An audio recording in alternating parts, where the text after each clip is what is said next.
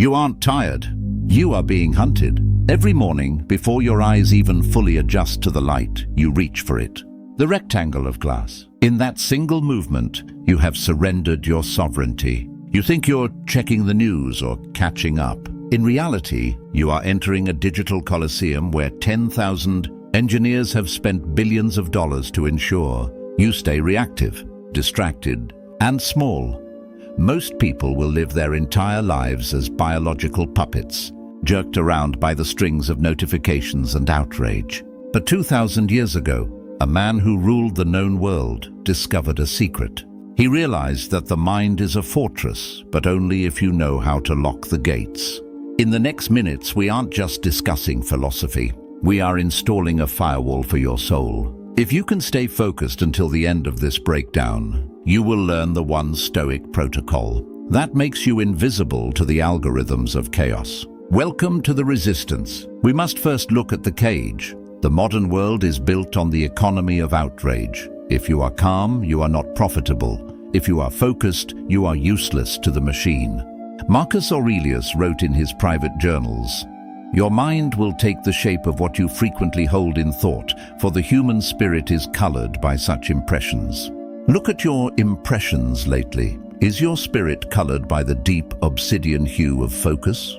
Or is it a chaotic, muddy gray, stained by 15-second clips, political shouting matches, and the envy of seeing a stranger's curated highlights?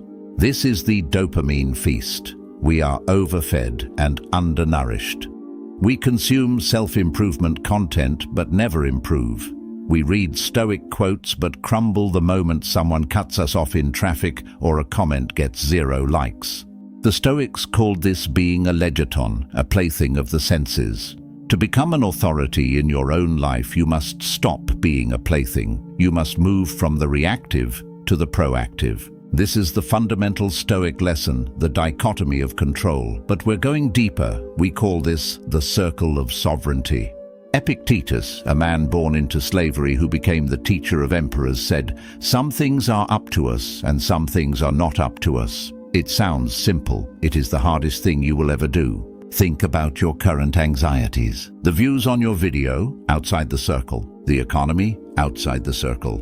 The opinion of your co-workers, outside the circle. When you spend your emotional energy on things outside the circle, you are literally leaking power. You are a king throwing his gold into the sea. Let's get tactical. Most people use positive visualization. They imagine the win. They imagine the praise. This is a mistake. It makes you fragile. The Stoic uses premeditatio malorum, the pre-rehearsal of evils. Before you start your day, I want you to sit in the dark for 2 minutes. Visualize the worst-case scenario. Imagine your computer crashes and you lose your work. Imagine the person you love leaves. Imagine you are publicly humiliated.